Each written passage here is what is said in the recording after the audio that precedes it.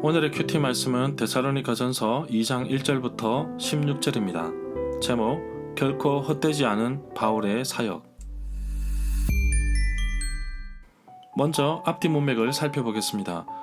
사도행전 17장 1절부터 10절에 보면 바울이 아시아에서 복음을 전하다가 마게도냐 환상을 보고 유럽으로 건너갑니다. 빌립보를 지나 데살로니가 지역에 도착합니다. 정말 짧은 시간을 데살로니가에서 보냈지만 바울이 데살로니가 교회 성도들에게 가르친 대로 바르게 살았습니다. 사실 바울은 데살로니가에서 유대인들의 위협으로 할 수 없이 데살로니가를 떠나야 했습니다. 그러나 들리는 소문에 따르면 데살로니가 교회는 바울이 없어도 여러 가지 고난과 어려움 속에서도 믿음을 굳건히 잘 지켜나가고 있다는 사실을 듣게 됩니다.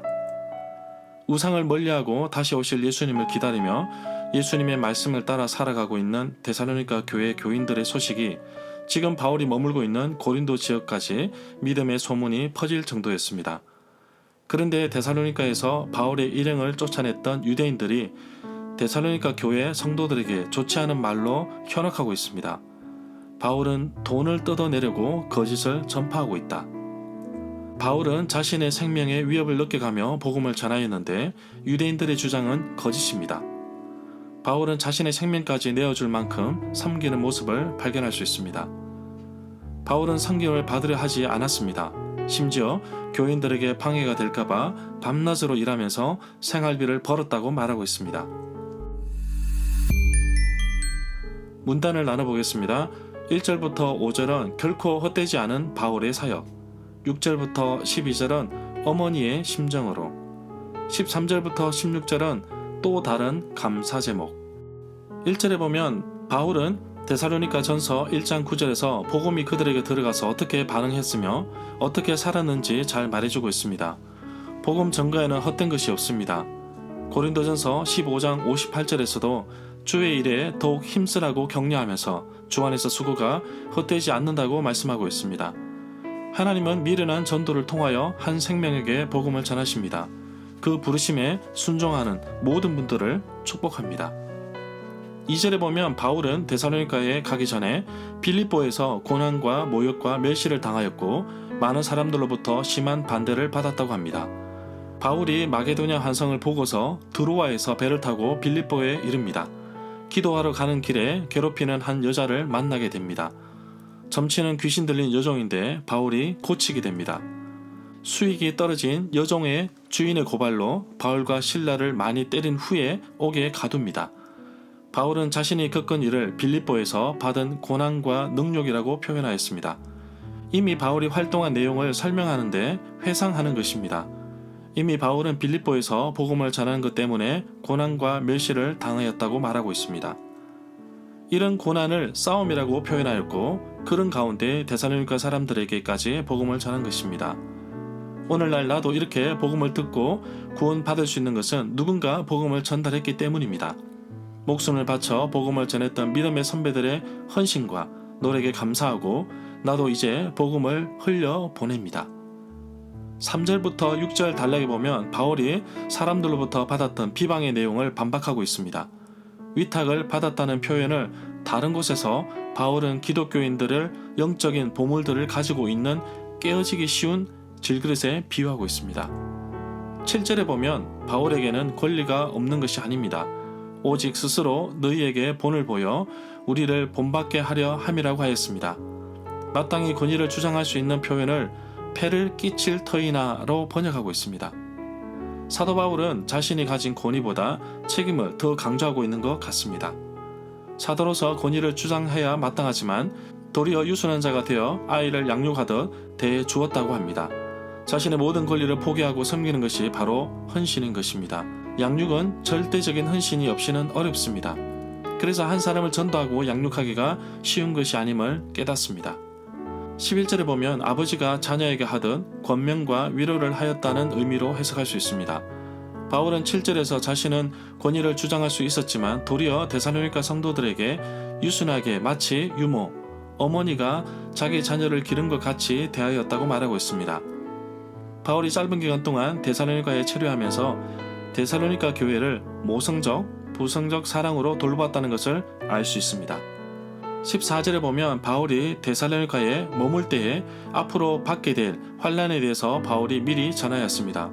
이제 데살로니가 교회 성도들이 환난과 핍박을 받게 된 것을 알게 되었습니다.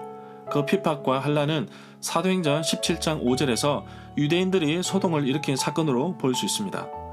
그런데 데살로니가 교회 성도들이 견디고 있는 모든 박해와 환난 중에서 너희 인내와 믿음으로 말미암아 하나님의 여러 교회에서 자랑할 정도로 모범이 되었다고 말하고 있습니다.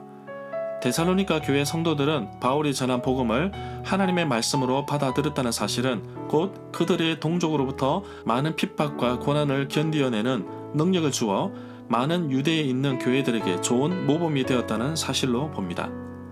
이미 데살로니가전서 1장 6절부터 7절에서 본이 된 사실을 언급하였습니다. 이 구절을 다시 정리하면 유대에 있는 하나님의 교회들에게 본이 되었던 것입니다.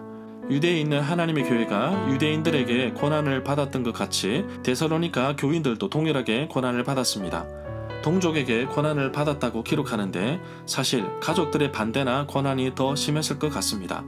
그렇지만 포기하지 말아야 할 것은 가족이 전도의 대상자 중에 최우선에 있기 때문으로 봅니다.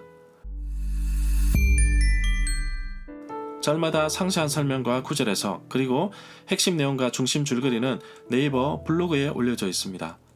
내게 주시는 교훈입니다. 신약 성경에는 소아시아와 마게도냐 지역의 여러 교회들이 나옵니다. 사랑을 잃어버린 교회도 있지만 또 믿음을 잃지 않기 위해 애쓰는 교회도 있습니다. 교회는 교회다워야 합니다. 교회가 본질을 잃게 되면 복음에 관심이 없고 도리어 세상에 관심을 쏟기 마련입니다. 어떻게 복음을 전할까요? 바울은 2절에서 고백하고 있습니다. 하나님께서는 내가 담대하게 복음을 전할 수 있도록 나를 도와주시는 분이십니다. 하나님 아버지, 올해가 다 가기 전에 사랑하는 가족과 친구들과 직장 동료, 이웃에게 한 번이라도 복음을 전할 수 있도록 용기를 주시고 또 기회를 주옵소서.